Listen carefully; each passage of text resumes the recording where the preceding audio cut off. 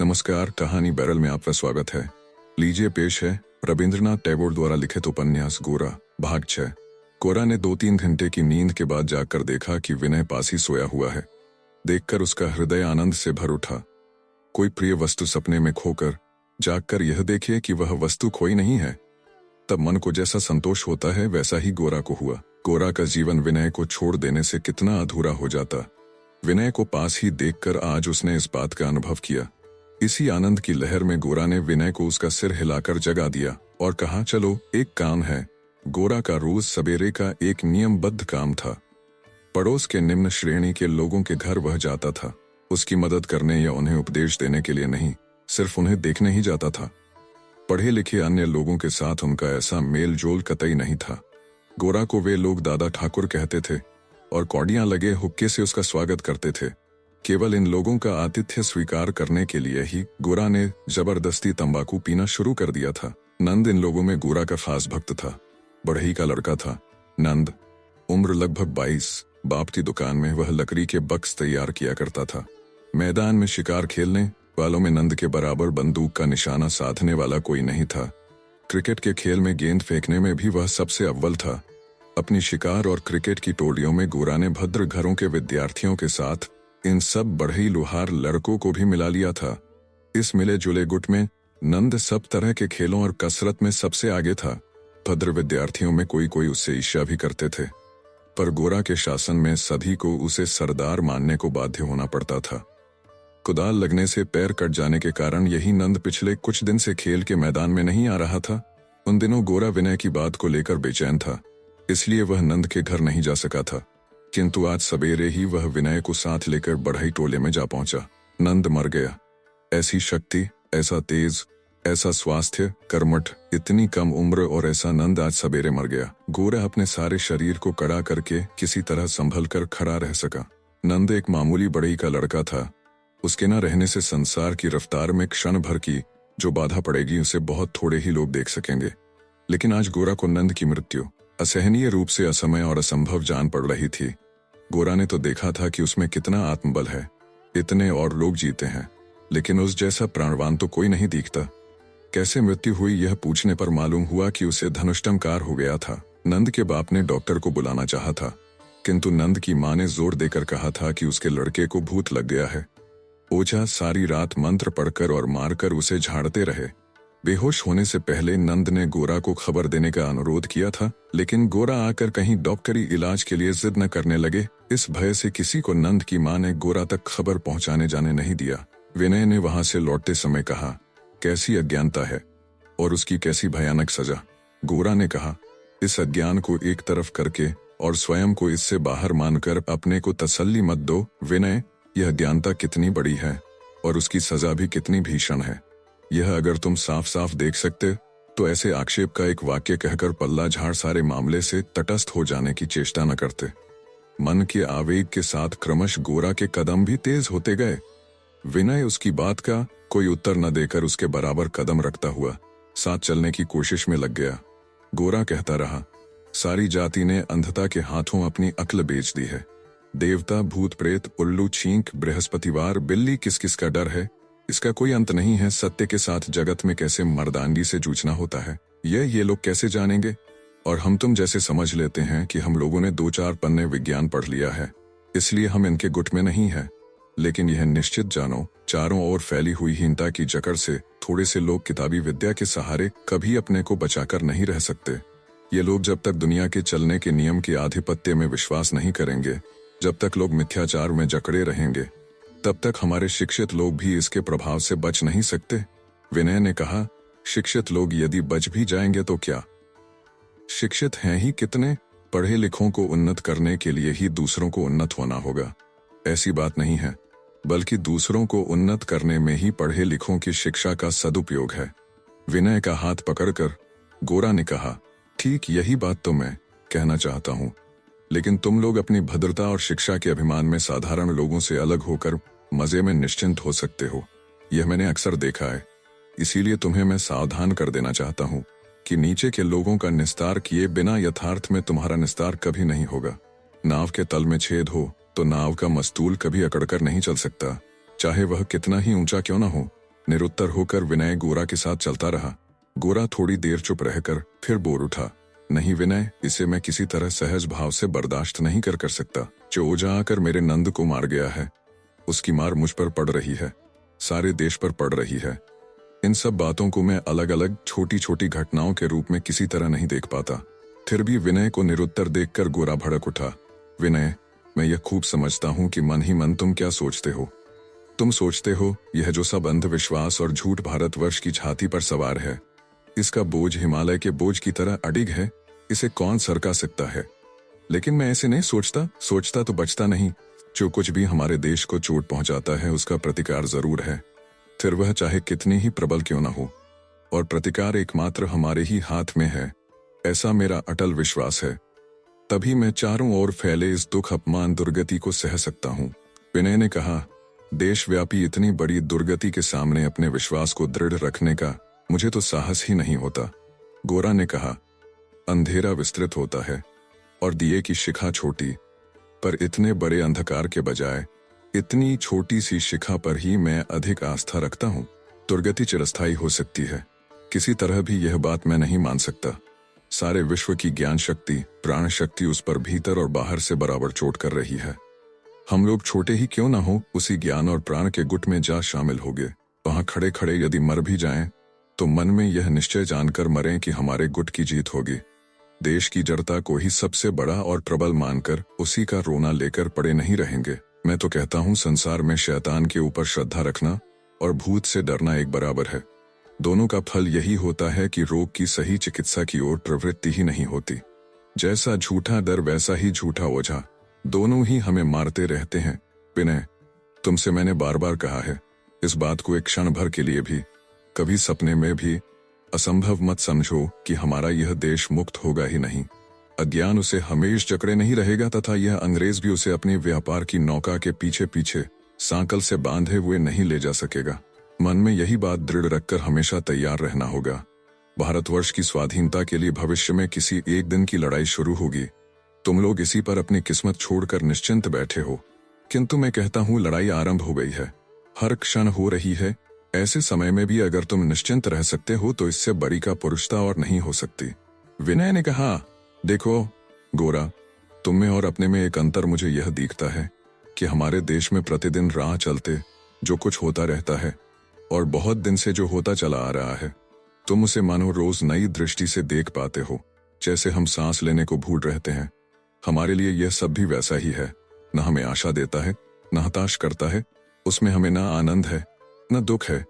दिन पर दिन शून्य भाव से बीतते जाते हैं और इस सब के मध्य हम अपना या अपने देश का अनुभव ही नहीं करते। कोरा का मुंह सहसा लाल हो गया और माथे की नसें तन गईं। दोनों हाथों की मुट्ठियां भींचकर वह रास्ते के बीच जाती हुई 2 घोड़ों वाली गाड़ी के पीछे दौड़ा और राह चलते लोगों को अपनी गरज से चौंकाता हुआ चिल्लाया, गाड़ी रोको। भारी घड़ी चेन पहने हुए एक बाबू गाड़ी हाँक रहे थे। उन्होंने एक बार पीछे मुड़कर देखा और दोनों घोड़ों को चाबुक मारकर क्षण भर में भागकर दूर निकल गई। एक बूढ़ा मुसलमान सिर पर फल सब्जी, अंडा, रोटी, मक्खन आदि खाने पीने की चीजें को लेकर किसी अंग्रेज प्रभु की रसोई की ओर चला जा रहा था। चेन पहने हुए बाबू ने उसे गाड़ी के आगे से हट जाने की हाँक भी लगाई थी, पर बूढ़े के न सुन पाने से गाड़ी उसके ऊपर से निकल रही थी। बूढ़े के प्राण तो बच गए, लेकिन टोकरी की सब चीजें लुढ़ककर सड़क पर बिखर गईं। क्रुद्ध बाबू ने कोचबक से डैम सुअर की गाली देकर चाबुक उठाया और तरक से बूढ़े के सिर पर जमा दिया। उसके माथे पर लहू की लाल रेखा खिंच गई। बूढ़े ने अल्लाह कहकर लंबी सांस ली और चीजें बच गई थी उन्हें उठा उठाकर टोकरी में रखने लगा। गोरा भी मुड़कर बिखरी हुई चीजें बीन बीन कर उसकी टोकरी में रखने लगा। बूढ़ा मुसलमान एक अच्छे भले भद्रपथिक का ऐसा व्यवहार देखकर सकुचाते हुए बोला, आप क्यों कष्ट करते हैं बाबू, अब ये किसी काम नहीं आएंगी। यह गोरा भी जानता था कि जो वह कर रहा है अनावश्यक है, और यह भी जानता था कि जिसकी सहायता की जा रही है उसे संकोच हो रहा है। वास्तव में सहायता के उस कार्य का कोई विशेष मूल्य नहीं था, लेकिन एक भद्रजन ने जिसका अपमान किया है, उसी अपमानित के साथ एक दूसरा भद्रजन अपने को मिलाकर धर्म की क्षुब्ध व्यवस्था में सामंजस्य लाने का प्रयत्न कर रहा है। यह बात राहगीर लोगों के लिए समझनी असंभव थी। टोकरी भर जाने पर गोरा ने बूढ़े से कहा, तुमसे तो इतना नुकसान सहा नहीं जाएगा, चलो हमारे घर चलो, पूरे दाम चुकाकर हम सब ले लेंगे। लेकिन बाबा एक बात तुमसे कहूं, तुमने जो यह अपमान बिना कुछ कहे सह लिया, उसके लिए अल्लाह तुम्हें माफ नहीं करेंगे। मुसलमान ने कहा, कसूर जिसका है अल्लाह उसको सजा देंगे, मुझे क्यों देंगे? गोरा ने कहा, जो अन्याय सहता है वह भी दोषी है, क्योंकि दुनिया में अन्याय को बढ़ावा देता है। तुम मेरी बात समझोगे नहीं, पर याद रखो, दुष्ट के साथ भलमन साहत धर्म नहीं है, उससे दुष्ट लोगों का हौसला बढ़ता है। तुम्हारे मोहम्मद साहब इस बात को समझते थे, तभी भले मानस के ढंग से उन्होंने धर्म प्रचार नहीं किया। गोरा का घर वहां से नजदीक नहीं था, इसलिए उस मुसलमान को गोरा विनय के घर ले गया। विनय की मेज के दराज के सामने खड़े होकर वह विनय से बोला, पैसा निकालो। विनय ने कहा, उतावले क्यों होते हो, तुम बैठो तो मैं दे रहा हूं। लेकिन एकाएक चाबी नहीं मिल सकी। अधीर होकर गोरा ने दराज को झटका दिया तो वह खुल गया। दराज के खुलते ही परेश बाबू के घर के लोगों का एक बड़ा फोटो सबसे पहले दिखाई पड़ा। उसे विनय ने अपने मित्र सतीश से प्राप्त किया था। गोरा ने उस मुसलमान को पैसे देकर विदा कर दिया, किंतु फोटोग्राफ के बारे में कोई बात नहीं की। इस विषय में गोरा के चुप लगा जाने से विनय भी कुछ बात नहीं कह सका। हालांकि 2-4 बातें हो जाने से विनय का मन स्वस्थ हो जाता।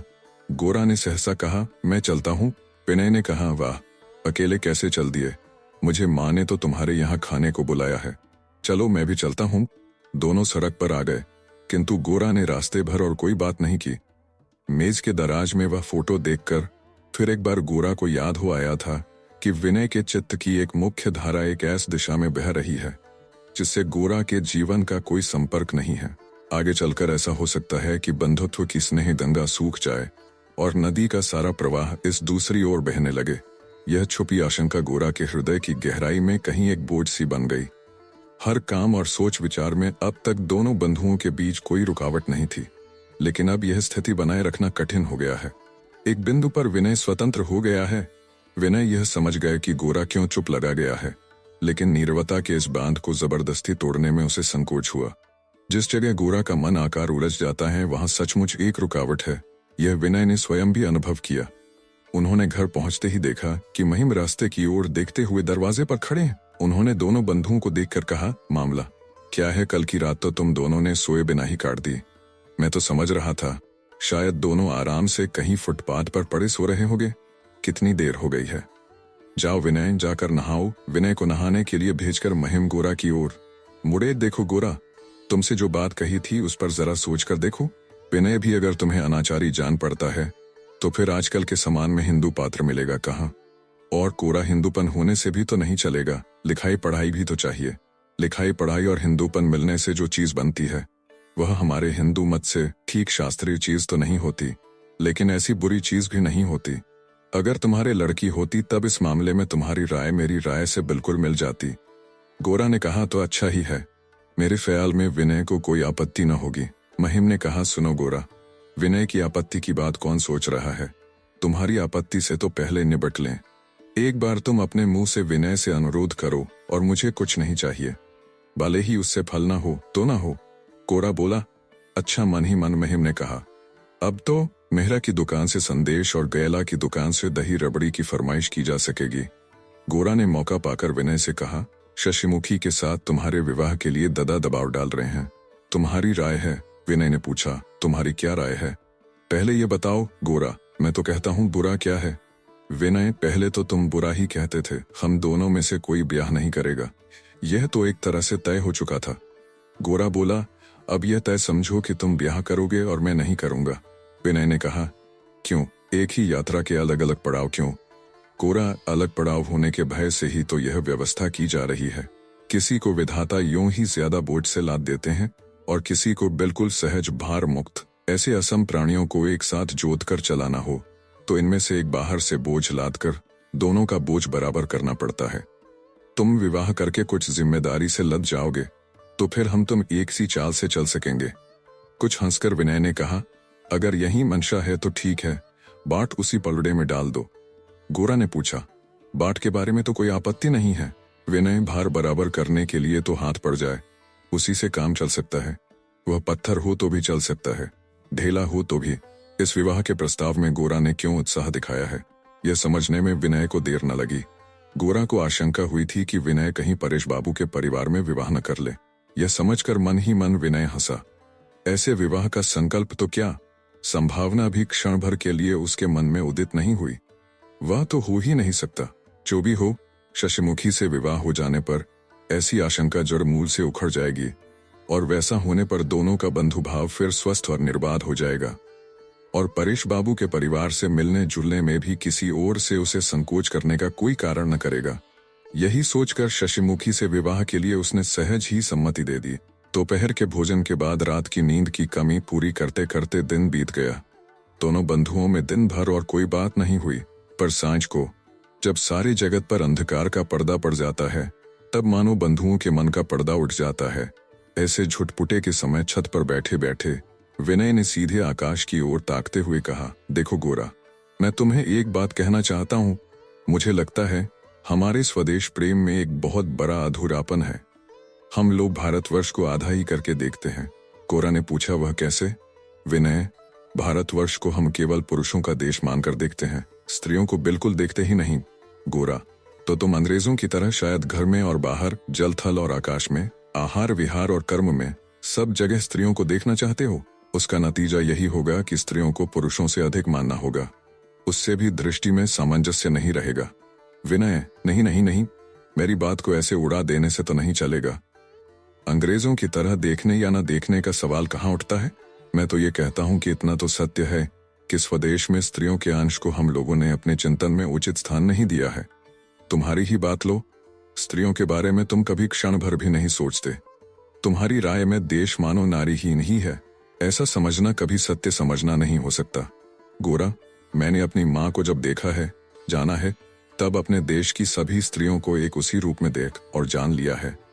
विनय, यह तो अपने को भुलावा देने के लिए तुम आलंकारिक बात कह रहे हो। घर के काम काज के बीच हम घर की स्त्रियों को अति परिचित भाव से देखते हैं, उससे ही वास्तविक देखना नहीं होता। गृहस्थी के काम काज से बाहर यदि हमारे देश की स्त्रियों को हम देख पाते तो स्वदेश के सौंदर्य और संपूर्णता को देखते। देश की एक ऐसी छवि दिखाई देती जिसके लिए प्राणोत्सर्ग आसान होता। कम से कम यह मानने की भूल हमसे कभी न होती कि देश में स्त्रियां मानो कहीं हैं ही नहीं। मैं जानता हूं कि अंग्रेजों के समाज से अपनी तुलना करने लगते ही तुम आग बबूला हो उठोगे। वह मैं करना भी नहीं चाहता। यह भी मैं नहीं जानता कि ठीक किस हद तक या किस ढंग से हमारे समाज में स्त्रियों के आगे आने से उनकी मर्यादा का उल्लंघन नहीं होगा, लेकिन यह हमें मानना होगा कि स्त्रियों के छिपे रहने से हमारा स्वदेश हमारे लिए आधा ही सच है। यह हमारे हृदय को पूरा या पूरी शक्ति नहीं दे सकता। गोरा, लेकिन तुम्हें हठात यह बात इस समय कैसे सूझ गई? विनय, हाँ, अभी ही सूझी है और हठात सूझी है। इतना बड़ा सत्य मैं इतने दिन से नहीं जानता था, अब जान सका हूँ। अपने को इसके लिए भाग्यवान समझता हूँ। जैसे हम लोग किसान को केवल उसकी खेती के या जुलाहे को केवल उसकी बुनाई के बीच देखते हैं, इसीलिए उन्हें छोटी जाति मानकर उनकी अवज्ञा करते हैं। वे हमें पूरी दिखती ही नहीं और इस छोटे बड़े के भेद के कारण ही देश कमजोर हुआ है। ठीक उसी तरह देश की स्त्रियों को भी केवल चौका बासन और कुटाई पिसाई से घिरी हुई देखकर हम स्त्रियों को केवल मादा मानकर उन्हें ऊंची नजर से देखते हैं। इससे हमारा सारा देश अधूरा हो जाता है। गोरा, जैसे दिन और रात पूर्ण दिवस के दो भाग हैं, वैसे ही पुरुष और स्त्री समाज के दो अंश हैं। समाज की स्वाभाविक अवस्था में स्त्री रात की तरह ओझल ही रहती है। उसका सारा कार्य गूढ़ और निभृत है।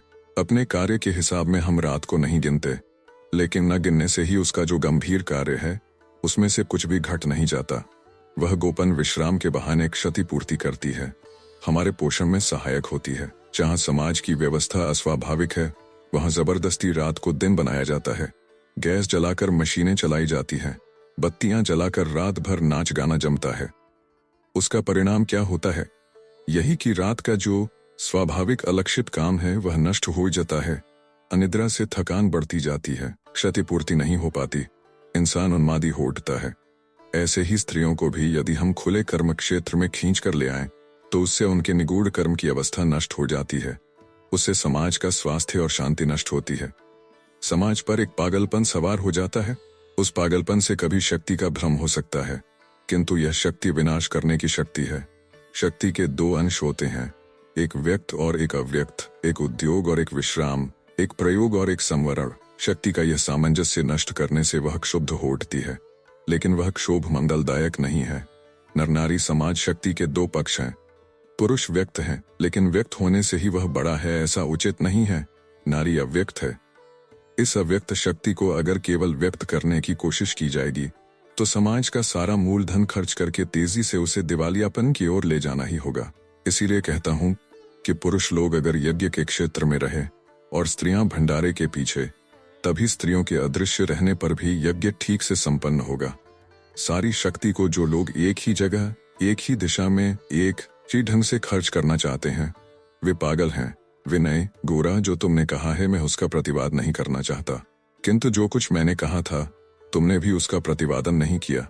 असल बात, गोरा, देखो विनय, इससे आगे इस मुद्दे को लेकर और अधिक बहस करना कोरी दलीलबाजी होगी।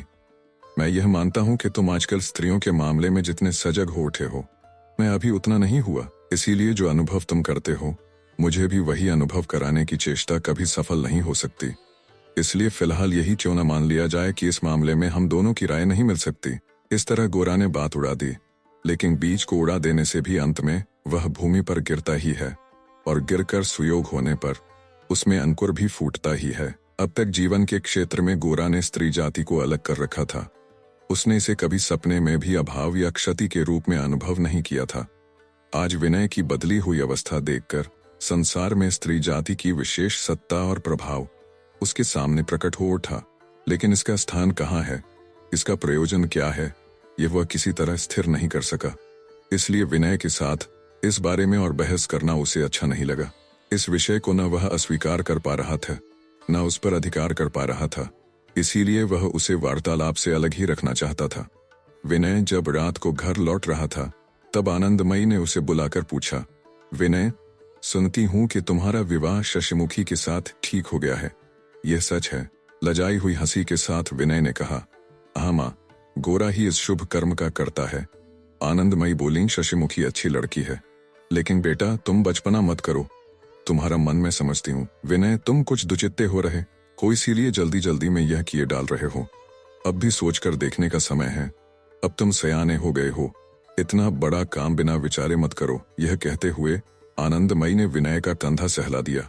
विनय कुछ कहे बिना वहां से धीरे धीरे चला गया।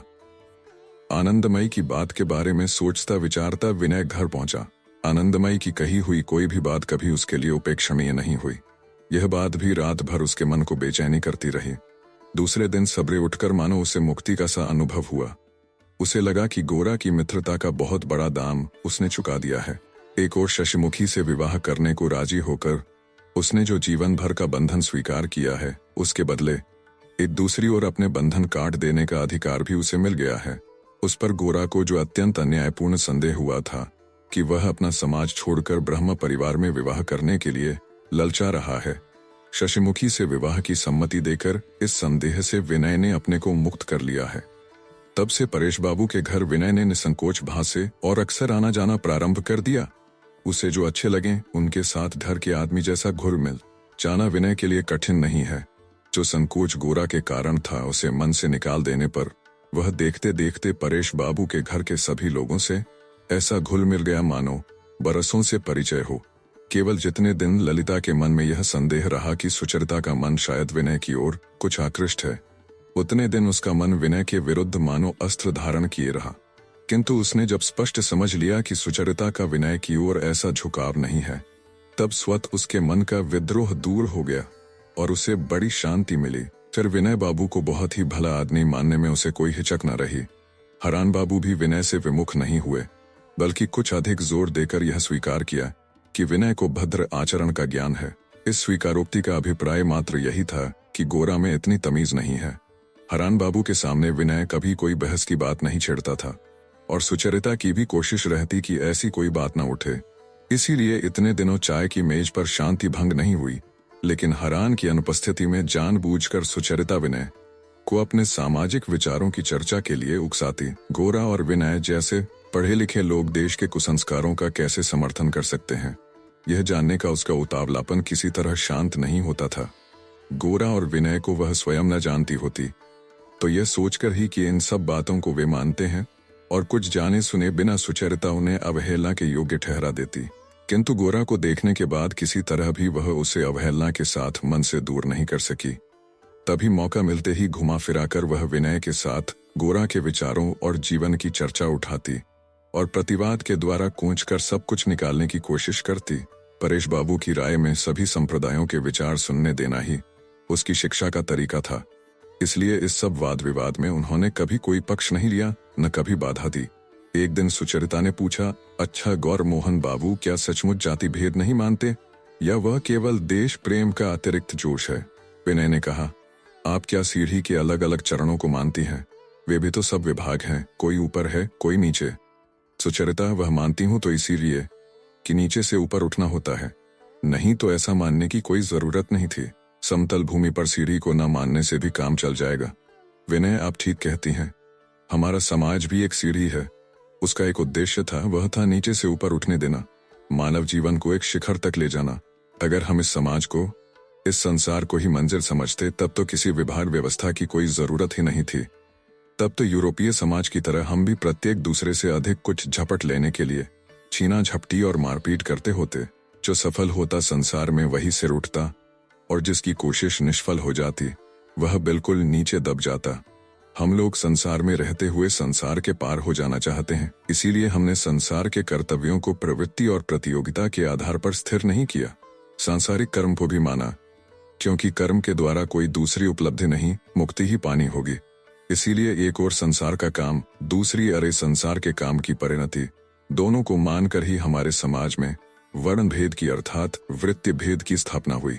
सुचरिता, आपकी बात मैं बहुत अच्छी तरह समझ पा रही हूँ, ऐसा नहीं है, किंतु मेरा प्रश्न यह है कि जिस उद्देश्य से आप समाज में वर्ण भेद का चलन शुरू हुआ मानते हैं, उस उद्देश्य को क्या सफल होता देख रहे हैं?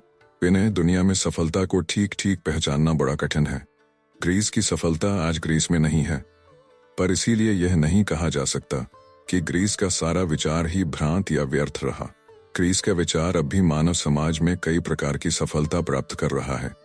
भारतवर्ष ने जाति भेद नाम से सामाजिक समस्या का एक बहुत सटीक उत्तर दिया था। वह उत्तर अभी भी लुप्त नहीं है, अब भी दुनिया के सामने मौजूद है। यूरोप भी सामाजिक समस्या का कोई और अच्छा हल अभी तक नहीं दे सका। वहां केवल ठेला ठेली और छीना झपटी ही चल रही है।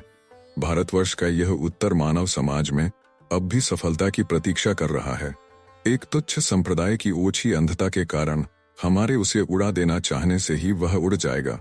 ऐसा कभी न मानिएगा। हमारे छोटे छोटे संप्रदाय पनी की बूंद जैसे समुद्र में मिल जाएंगे, लेकिन भारतवर्ष की सहज प्रतिभा से प्रकांड मीमांसा उद्भूत हुई है। वह तब तक स्थिर खड़ी रहेगी जब तक कि पृथ्वी पर उसका कार्य पूर्ण न हो जाए। सकुचाते हुए सुचरिता ने पूछा, बुरा न मानिएगा, लेकिन सच बताइए, ये सब बातें कहीं गौर मोहन बाबू की प्रतिध्वनि मात्र तो नहीं है, या कि सचमुच आप इन पर पूरा विश्वास करते हैं?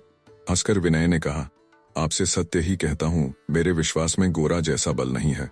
जब जाति भेद के आडंबर और समाज के विकारों को देखता हूँ तब कई बार मैं संदेह भी प्रकट करता हूँ, किंतु गोरा का कहना है कि बड़ी चीज को छोटा करके देखने के कारण ही संदेह उत्पन्न होता है। पेड़ की बड़ी चीज को छोटा करके देखने के कारण ही संदेह उत्पन्न होता है। पेड़ की टूटी हुई डाल या सूखे पत्ते को ही पेड़ की चरम प्रकृति मानना विवेक की असहिष्णुता है। टूटी डाल की तारीफ करने को नहीं कहता, लेकिन वनस्पति के महत्व को भी देखो और उसका कार्य समझने की कोशिश करो। सुचरिता, पेड़ के सूखे पत्ते यदि ना भी देखे सही, किंतु पेड़ का फल तो देखना होगा। हमारे देश के लिए जाति भेद का फल कैसा है? विनय, आप जिसे जाति भेद का फल कहती हैं वह अवस्था का फल है, केवल जाति भेद का नहीं। हिलती हुई दाढ़ से चबाने पर दर्द होता है, वह दांत का दोष नहीं है, हिलती दाढ़ का दोष है। विभिन्न कारणों से हम लोगों में विकार और दुर्बलता आ गई है, इसलिए हम भारतवर्ष के विचार को सफल न करके उसे और विकृत किए दे रहे हैं। वह विकार विचार का मूर्तिगत नहीं है। हम में आत्मबल और स्वास्थ्य भरपूर हो तो सब अपने आप ठीक हो जाएगा। इसीलिए गोरा बार बार कहते हैं कि सिर दुखता है, इसलिए सिर उड़ा देने से नहीं चलेगा। स्वस्थ बनो, सबल बनो। सुचरिता, अच्छा तो आप ब्राह्मण जाति को नर देवता मानने को कहते हैं? क्या आप मानते हैं कि ब्राह्मण के पैरों की धूल से मनुष्य सचमुच पवित्र हो जाता है? विनय, पृथ्वी पर बहुत से सम्मान तो हमारे अपने बनाए हुए हैं। जब तक राजा की जरूरत रहती है, चाहे जिस कारण से भी हो, तब तक तनुष्य उसे असाधारण ही कहकर चर्चा करते हैं। लेकिन वास्तव में तो राजा असाधारण नहीं है, फिर भी अपनी साधारणता की हद लांघ कर उसे असाधारण हो उठता होगा, नहीं तो वह राज ही नहीं कर सकेगा। राजा से सुचारू ढंग से व्यवस्था पाने के लिए हम उसे असाधारण बना देते हैं। हमारे उस सम्मान की जिम्मेदारी राजा को संभालनी पड़ती है, यानी उसे असाधारण बनना पड़ता है। मनुष्य के सभी संबंधों में ऐसी ही कृत्रिमता है। यहाँ तक कि माता पिता का जो आदर्श हम सबने मिलकर खड़ा किया है, उसी के कारण माता पिता को समाज में विशेष रूप से आदरणीय माना जाता है, केवल स्वाभाविक स्नेह के कारण नहीं। संयुक्त परिवार में बड़ा भाई छोटे भाई के लिए बहुत कुछ सहता है और त्याग करता है। क्यों करता है? बड़े भाई को हमारे समाज में बड़े भाई का विशेष पद इसीलिए दिया गया है। दूसरे समाजों में वैसा नहीं है। अगर ब्राह्मण को भी सचमुच ब्राह्मण बनाया जा सके तो वह क्या समाज के लिए मामूली उपलब्धि होगी? हम लोग नर देवता चाहते हैं। यदि सच्चे मन से और विवेक पूर्वक हम नर देवता को चाहें तो अवश्य पाएंगे, और अगर मूर्खों की तरह चाहें तो जो सब अपदेवता तरह के ढोंग करते रहते हैं और हमारे माथे पर अपने चरणों की धूल डालना जिनकी जीविका का साधन है, उनका गुट और धरती का बोझ बढ़ेगा ही। सुचरिता, आपके ये नर देवता कहीं हैं भी। विनय जैसे बीज में पौधा छुपा होता है, वैसे ही हैं भावतवर्ष के आंतरिक अभिप्राय और प्रयोजन में है। अन्य देश वेलिंगटन जैसा सेनापति, न्यूटन जैसा वैज्ञानिक, राफ्स चाइल्ड जैसा लखपति चाहते हैं। हमारा देश ब्राह्मण चाहता है। ब्राह्मण जिसे डर नहीं है, जो लालच से घृणा करता है, जो दुख पर विजय पाता है, जो अभाव की परवाह नहीं करता, जो परमे ब्रह्मण योजित चित्त है, जो अटल है, शांत है, मूर्त है, उस ब्राह्मण को भारतवर्ष चाहता है। सचमुच उसे पा लेने से भारतवर्ष स्वाधीन हो सकेगा। हमारे समाज के प्रत्येक अंश में, प्रत्येक अर्म में नवरत मुक्ति का स्वर गुंजाने के लिए ही ब्राह्मण चाहिए, खाने और घंटी बजाने के लिए नहीं। समाज की सार्थकता को हर समय समाज की आंखों के सामने प्रत्यक्ष किए रहने के लिए ही ब्राह्मण चाहिए। ब्राह्मण के इस आदर्श को हम जितना बड़ा अनुभव करेंगे, ब्राह्मण के सम्मान को भी उतना ही बड़ा करे रखना होगा। वह सम्मान राजा के सम्मान से भी कहीं अधिक है। वह सम्मान देवता का ही सम्मान है। जब ब्राह्मण देश में इस सम्मान का यथार्थ अधिकारी होगा, तब इस देश को कोई अपमानित नहीं कर सकेगा। हम लोग क्या स्वयं राजा के सामने सिर झुकाते हैं, अत्याचारी का बंधन गले में पहनते हैं? अपने डर के सामने ही हमारा सिर झुकता है। अपने लालच के जाल में ही हम बंधे हैं। अपनी मूर्ता के ही हम दासानुदास है। ब्राह्मण तपस्या करें, उस डर से, लालच से, मूर्ता से हमें मुक्त करे। हम उनसे युद्ध नहीं चाहते, व्यापार नहीं चाहते और कुछ भी नहीं चाहते। हमारे समाज में वे केवल मुक्ति साधना को जीवित किए रहें। अब तक परेश बाबू चुपचाप सुन रहे थे। अब धीरे धीरे बोले, भारतवर्ष को मैं पूर्ण जानता हूँ, यह तो नहीं कह सकता। और भारतवर्ष ने क्या चाहा था या जो चाहा था वह कभी पाया भी नहीं, यह मैं निश्चय पूर्वक नहीं जानता। लेकिन जो समय बीत गया है उसकी ओर क्या कभी लौटा जा सकता है? आज जो कुछ संभव है वही हमारी साधना का विषय है। अतीत को पकड़ने के लिए हाथ बढ़ाकर समय नष्ट करने से कोई काम नहीं होगा। विनय ने कहा, जैसा आप कहते हैं मैं भी वैसा ही सोचता हूँ, और मैंने कई बार कहा भी है। गोरा का कहना है, हमने अतीत को अतीत कहकर निरस्त कर दिया है। क्या इसी से वह अतीत हो गया है? वर्तमान की चीख पुकार की ओट हमारी दृष्टि से वह ओझल हो गया है। इतने से ही वह अतीत नहीं हो जाता। वह भारतवर्ष की मज्जा में बसा हुआ है। कभी भी कोई भी सत्य अतीत नहीं हो सकता। इसीलिए भारतवर्ष के इस सत्य ने हम पर चोट करना आरंभ किया है। हम में से एक मनुष्य भी एक दिन इसे सत्य मानकर पहचान और ग्रहण कर सकेगा, तो उसी से हमारे शक्ति स्रोत का रास्ता खुल जाएगा। अतीत तब वर्तमान की सामग्री हो उठेगा। आप क्या समझते हैं कि भारतवर्ष में कहीं भी ऐसे सार्थक जन्मा व्यक्ति का आविर्भाव नहीं हुआ? सुचरिता ने कहा, जिस ढंग से आप ये बातें कहते हैं, साधारण लोग उसी ढंग से नहीं कहते। इसीलिए आपकी राय को सारे देश की राय मान लेने में संकोच होता है। विनय बोला, देखिए, सूर्योदय की वैज्ञानिक लोग एक तरीके से व्याख्या करते हैं और साधारण लोग एक दूसरे तरीके से। इससे सूर्य के उदय का कुछ घटा बढ़ता नहीं है। फिर भी सत्य को ठीक तरह जानने में हम लोगों का लाभ ही है। हम लोग देश के जिन सब सत्यों को खंडित करके या बिगाड़ कर देखते हैं, गोरा उन सब को एक करके, संयुक्त करके देख सकते हैं। इसकी उनमें आश्चर्यजनक क्षमता है। लेकिन क्या इसी से गोरा के ऐसे देखने को दृष्टि का भ्रम मान लेना होगा? और जो लोग तोड़ मरोड़ कर देखते हैं, उनके देखने को सत्य? सुचरिता चुप हो गई। विनय ने कहा, साधारणतया हमारे देश में जो सब लोग अपने को परम हिंदू मानकर गर्व करते हैं, मेरे मित्र गोरा को आप उनके गुट का न समझिएगा। अगर उनके पिता कृष्णदयाल बाबू को आप देखती तो बाप बेटे का अंतर सहज ही समझ सकती। कृष्णदयाल बाबू हमेशा अपने को सुपवित्र किए रखने के लिए कपड़े उतारने, गंगाजल छिड़कने, पोथी पत्र बांचने को लेकर ही दिन रात व्यस्त रहते हैं। रसोई के मामले में वह बहुत शुद्ध ब्राह्मण पर भी विश्वास नहीं करते कि उसके ब्राह्मणत्व में कहीं कोई त्रुटि न रह गई हो। गोरा को भी अपने कमरे की सीमा में घुसने नहीं देते। कभी अगर किसी काम के लिए उन्हें पत्नी के कमरे में जाना पड़े तो फिर लौटकर अपने को पवित्र कर लेते हैं। दिन रात पृथ्वी पर बिल्कुल अलग रहते हैं कि कहीं जाने अनजाने किसी नियम भंग की धूल का एक कण भी उन्हें न छू जाए। जैसे कोई बहुत ही छैला बाबू अपने को धूल से बचाते हुए अपने रंग रूप की, बालों की संवार की, कपड़ों की चुन्नट की रक्षा के लिए सचेत रहता है, वैसे ही गोरा बिल्कुल ऐसे नहीं है।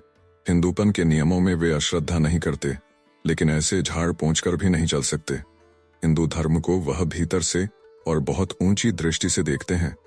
ऐसा वह कभी नहीं सोचते कि हिंदू धर्म के प्राण इतने नाजुक हैं कि जरा सी छुआ से ही मुरझा जाएंगे या ठेस लगते ही ध्वस्त हो जाएंगे। सुचरिता, लेकिन लगता तो यही है कि छुआछूत के मामले में वह बड़े सतर्क होकर चलते हैं। विनय, उनकी यह सतर्कता ही एक अद्भुत वस्तु है। अगर उनसे पूछा जाए तो वह तुरंत कहेंगे, हाँ मैं यह सब मानता हूँ, छू जाने से जाति जाती है, खाने से पाप होता है, ये सब अभ्रांत सत्य है। लेकिन मैं अच्छी तरह जानता हूँ कि ये सब उनकी जबरदस्ती की बातें हैं। ये बातें जितनी ही असंगत होंगी, मानो वह उतनी ही जोर से सुना सुनाकर सबको कहते हैं। वर्तमान हिंदूपन की मामूली सी बात को भी न मानने पर अन्य मूर्ख लोगों द्वारा कही हिंदुत्व की बड़ी बातों का भी असम्मान न हो, और हिंदुत्व पर जिन्हें श्रद्धा नहीं है कहीं वे उसे अपनी जीत समझे। इस ख्याल से बिना विचारे गोरा सभी कुछ मानकर चलना चाहते हैं। मेरे सामने भी इस बारे में कोई शिथिलता प्रकट नहीं करना चाहते। परेश बाबू बोले, ऐसे तो ब्रह्म लोगों में भी बहुत हैं। वे हिंदुत्व की सभी बातों को बिना विचारे दूर कर देना चाहते हैं, जिससे कोई बाहर का व्यक्ति भूल से भी यह न समझे कि वे हिंदू धर्म की कुप्रथाओं को स्वीकार करते रहे हैं। ऐसे लोग सहज भाव से दुनिया में चल ही नहीं सकते। या तो दिखावा करते हैं या होड़ करते हैं।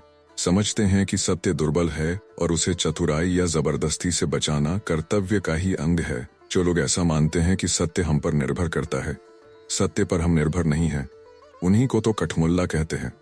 सत्य की शक्ति पर जिन्हें विश्वास है वे अपने बल को संयत रखते हैं। 2-4 दिन बाहर के लोग गलत समझ भी लें, यह कोई बड़ा नुकसान नहीं है, लेकिन किसी तुच्छ संकोच के कारण सच्चाई को स्वीकार न कर सकना बहुत बड़ी क्षति है। मैं तो सर्वदा ईश्वर से यही मांगता हूँ कि चाहे ब्रह्म सभा में हो चाहे हिंदू चंडी मंडप में, मैं सत्य को सर्वत्र सिर झुकाकर सहज भाव से और बिना विद्रोह के नमन कर सकूं। बाहर की कोई बाधा मुझे रोक न सके। परेश बाबू ने इतना कहकर क्षण भर स्तब्ध होकर मानो अपने मन का भीतर ही भीतर समाधान किया। परेश बाबू ने मृदु स्वर में जो यह बात कही, उसने इतनी देर की सारी बातचीत में मानो एक गंभीर स्वर ला दिया। वह स्वर परेश बाबू की इस बात का स्वर नहीं था, बल्कि उनके अपने जीवन की एक प्रशांत गंभीरता का स्वर था। सुचरिता और ललिता के चेहरे पर एक आनंदमय भक्ति की दीप्ति फैल गई। विनय चुप रह गया। मन ही मन वह जानता था कि गोरा में एक प्रचंड हठधर्मिता है। सत्य के वाहकों के मन, वचन और कर्म में जो एक सहज सरल शांति रहनी चाहिए कि वह गोरा में नहीं है। परेश बाबू की बात ने मानो उसके मन पर और भी स्पष्ट आघात किया। अवश्य ही इतने दिन विनय गोरा के पक्ष में मन ही मन यह दलील देता रहा है कि जब समाज की व्यवस्था डगमग है, जब बाहर के देश काल के साथ लड़ाई हो रही है, तब सत्य के सिपाही स्वाभाविकता की रक्षा नहीं कर सकते। तब सामयिक जरूरतों के दबाव से सच्चाई में भी मिलावट आ जाती है। परेश बाबू की बात से आज क्षण भर को विनय के मन में प्रश्न उठा। तात्कालिक प्रयोजन साधने के लोभवश सच्चाई को बिगाड़ना साधारण लोगों के लिए तो स्वाभाविक है, पर उसके गोरा भी क्या ऐसे ही साधारण लोगों के गुटके हैं? जब सुचरिता रात को बिस्तर पर आ लेटी, तब ललिता आकर उसकी खाट के किनारे पर बैठ गई। सुचरिता ने जान लिया कि ललिता के मन में कोई बात चक्कर काट रही है। उस बात का संबंध विनय से है, यह भी उसने समझ लिया। सुचरिता ने इसीलिए स्वयं बात चलाई, लेकिन विनय बाबू मुझे बहुत अच्छे लगते हैं। सुचरिता ने बात का इंगित समझकर भी नहीं समझा हो, ऐसा एक सरल भाव धारण करते हुए उसने कहा। सच ही उनके मुंह से गोरा बाबू की बात सुनकर बड़ा आनंद होता है, मानो उन्हें मैं स्पष्ट देख रही हूँ। ललिता ने कहा, मुझे तो बिल्कुल अच्छा नहीं लगता, मुझे तो गुस्सा आता है। अचंभे से सुचरिता ने कहा, क्यों? ललिता बोली, गोरा गोरा दिन रात केवल गोरा। मान लिया कि उनके दोस्त गोरा बहुत बड़े आदमी हैं, अच्छी बात है, लेकिन वह खुद भी तो आदमी है। हंसकर सुचरिता ने कहा, सो तो है, लेकिन इसमें हर्ज क्या है? ललिता, उनके दोस्त उन पर ऐसे छाए हैं कि वह अपनी बात कह ही नहीं सकते, मानो एक मणि ने एक टिड्डे को घेर लिया हो। वैसी हालत में मकड़ी पर भी मुझे गुस्सा आता है और टिड्डे पर श्रद्धा होती हो ऐसा भी नहीं है। ललिता की बात के पैनेपन पर सुचरिता कुछ न कहकर हंसने लगी। ललिता ने कहा, दीदी तुम हंस रही हो, लेकिन मैं तुमसे कह देती हूँ कोई मुझे वैसे दबाए रखने की कोशिश करता तो एक दिन भी मैं सहन न करती। तुम यही सोचो, लोग चाहे जो समझें। तुमने मुझे आच्छन्न करके नहीं रखा, वैसी प्रकृति ही तुम्हारी नहीं है, इसीलिए तो तुम इतनी अच्छी लगती हो। असल में तुमने यह बाबा से ही सीखा है, वह हर किसी के लिए उसके लायक स्थान छोड़ देते हैं। सुचरिता और ललिता इस परिवार में परेश बाबू की परम भक्त हैं। बाबा कहते ही उनका हृदय जैस खिल उठता है। सुचरिता ने कहा, अब बाबा से किसी की तुलना थोड़े ही हो सकती है, लेकिन जो हो भाई, विनय बाबू बात को बड़े अच्छे ढंग से कह सकते हैं। ललिता, वे सब बातें उनके मन की नहीं है ना, तभी इतने अच्छे ढंग से कह सकते हैं। अपनी बातें कहते तो बड़ी सीधी सरल बातें होती, यह ना लगता कि सोच सोच कर बना बना कर कह रहे हैं। इस सब बढ़िया बढ़िया बातों के मुकाबले वह मुझे कहीं ज्यादा अच्छा लगता। सुचरिता, तो तू नाराज क्यों होती है? गौरमोहन बाबू की बातें उनकी अपनी बातें हो गई हैं। ललिता, अगर ऐसा है तो यह और भी बुरा है। भगवान ने बुद्धि क्या इसीलिए दी है कि दूसरों की बात की व्याख्या करते रहें, और मुंह इसलिए दिया है कि दूसरों की ही बातें अच्छे ढंग से कहते रहें। मुझे ऐसे अच्छे ढंग की कोई जरूरत नहीं है। सुचरिता, लेकिन यह बात तू क्यों नहीं समझती कि विनय बाबू गौरमोहन बाबू को बहुत चाहते हैं, उनके साथ उनके मन का सच्चा जुड़ाव है। अधीर होकर ललिता ने कहा, नहीं नहीं नहीं नहीं, पूरा जुड़ाव नहीं है। गौरमोहन बाबू को आदर्श मानकर चलना उनकी आदत हो गई है। वह प्रेम नहीं है, गुलामी है। फिर भी जबरदस्ती मानना चाहते हैं कि उनके साथ उनकी राय बिल्कुल मिलती है। उनकी राय को इसीलिए इतने यत्न से सजा सजा कर अपने को और दूसरे को भुलाने की कोशिश करते हैं। वह केवल अपने मन के संदेह और विरोध को दबा देना चाहते हैं, ताकि गौरमोहन बाबू को कहीं अमान्य न करना पड़े।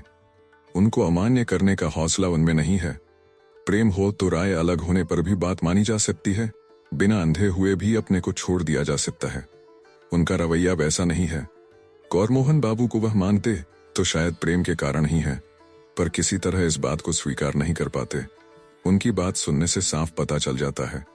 अच्छा दीदी, बताओ, क्या तुम्हें नहीं पता लगता? ललिता की भांति सुचरिता ने यह सब बात इस ढंग से सोची ही नहीं थी। उसका कौतूहल गोरा को पूरी तरह जानने के लिए ही इतना व्यग्र था कि अकेले विनय को स्वतंत्र रूप से समझने की ओर उसका ध्यान ही नहीं था। ललिता के प्रश्न का सुचरिता ने स्पष्ट उत्तर न देकर कहा, अच्छा चल, तेरी बात ही मन ली तो बता, फिर क्या किया जाए? ललिता, मेरा मन तो करता है उनके दोस्त के बंधन से उन्हें छुड़ाकर स्वाधीन कर दिया जाए। सुचरिता, तो प्रयास करके देख लेना। ललिता, मेरे प्रयास से नहीं होगा, जरा तुम ध्यान दोगी तो हो सकेगा। यद्यपि सुचरिता ने मन ही मन समझ लिया था कि विनय उसके प्रति अनुरक्त है, तब भी ललिता की बात को उसने हंसकर टाल देना चाहा। ललिता ने कहा, गौरमोहन बाबू का आदेश तोड़कर भी तुम्हारे पास वह जो ऐसे पकड़ाई देने आते हैं, इसीलिए वह मुझे अच्छे लगते हैं। उनकी जगह और कोई होता तो ब्रह्म लड़कियों को गालियां देकर नाटक लिखता। उनका मन अब भी खुला है, इसका यही सबूत है कि वह तुम्हें चाहते हैं और बाबा का आदर करत है। विनय बाबू को अब उनके अपने रूप में खड़ा करना ही होगा। दीदी, केवल गौरमोहन बाबू का वह जो प्रचार करते रहते हैं, वह मुझे असहनीय लगता है। सतीश इसी समय दीदी पुकारता हुआ आ पहुंचा। आज विनय उसे बड़े मैदान में सर्कस दिखाने ले गया था। यद्यपि रात बहुत बीत गई थी, फिर भी अपने पहली बार सर्कस देखने का उत्साह उससे संभल नहीं रहा था। सर्कस का पूरा वर्णन सुना देने के बाद वह बोला, विनय बाबू को पकड़कर आज मैं अपने बिस्तर पर ला रहा था, वह घर के अंदर आए भी थे, फिर चले गए, बोले कि कल आएंगे। दीदी, उनसे मैंने कहा है एक दिन वे आप लोगों को भी सर्कस दिखा लावें। ललिता ने पूछा, उन्होंने इस पर क्या कहा? सतीश ने कहा, वह बोले, लड़कियां बाघ देखकर डर जाएंगी, लेकिन मुझे बिल्कुल डर नहीं लगा। कहते कहते पौरुष के अभिमान से छाती फुलाकर सतीश बैठ गया। ललिता ने कहा, ऐसी बात है, तुम्हारे दोस्त विनय बाबू का साहस कितना प्रबल है, खूब समझ सकती हूँ। नहीं दीदी, सर्कस दिखाने के लिए उन्हें हमें अपने साथ ले जाना ही होगा। सतीश बोला, कल तो सर्कस दिन में होगा। ललिता ने कहा, वह तो और अच्छा है, दिन में ही जाएंगे। दूसरे दिन विनय के आते ही ललिता बोल उठी, लीजिए, ठीक वक्त पर आए हैं विनय बाबू। चलिए। विनय ने पूछा, कहाँ चलना होगा? ललिता, सर्कस देखने, वह भी दिन दहाड़े शामियाना भर लोगों के सामने, लड़कियों को लेकर सर्कस देखने जाना। हक्का बक्का हो गया विनय। ललिता बोली, ऐसा जान पड़ता है गौरमोहन बाबू नाराज होंगे। ललिता के इस प्रश्न से विनय कुछ चकित हुआ। ललिता ने फिर कहा, सर्कस दिखाने लड़कियों को ले जाने के बारे में भी क्या गौरमोहन बाबू की कोई राय है? विनय ने कहा, जरूर है ललिता, उसकी व्याख्या आप किस ढंग से करते हैं जरा बताइए तो। मैं दीदी को बुला लाऊं, वह भी सुन लेंगे। झेंप कर विनय हंसा। ललिता ने कहा, हंसते क्यों हैं विनय बाबू? आपने कल सतीश से कहा था कि लड़कियां बाघ से डरती हैं, जैसे आप किसी से नहीं डरते।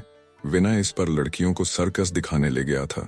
इतना ही नहीं, गोरा के साथ उसका संबंध ललिता को और शायद परिवार की सभी लड़कियों को कैसा जान पड़ता है।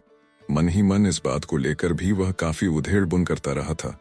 इस प्रकरण के बाद विनय से जिस दिन ललिता की भेंट हुई, उसने बड़े भोलेपन से पूछा, उस दिन की सर्कस जाने वाली बात क्या आपने गौर मोहन बाबू को बता दी? विनय को यह प्रश्न बहुत अखरा, क्योंकि कानों तक लाल होते हुए उसे कहना पड़ा, नहीं, अभी तक मौका नहीं मिला। हंसते हुए लावण्य ने कमरे में आकर कहा, विनय बाबू आइए ना। ललिता बोली, कहाँ? सर्कस देखने। लावण्य ने कहा, वह आज कैसा सर्कस? मैं इसलिए बुला रही हूँ कि पेंसिल से मेरे रुमाल के चारों ओर एक बेल औंक दें, मैं काटूंगी। विनय बाबू बड़ा सुंदर औंकते हैं। कहती हुई लावण्य विनय को खींच कर ले गई। आप सुन रहे थे कहानी बैरल से रविंद्रनाथ टैगोर द्वारा लिखित उपन्यास गोरा, भाग 6। वीडियो पसंद आया तो इसे लाइक करिए और चैनल को भी सब्सक्राइब कीजिए। धन्यवाद।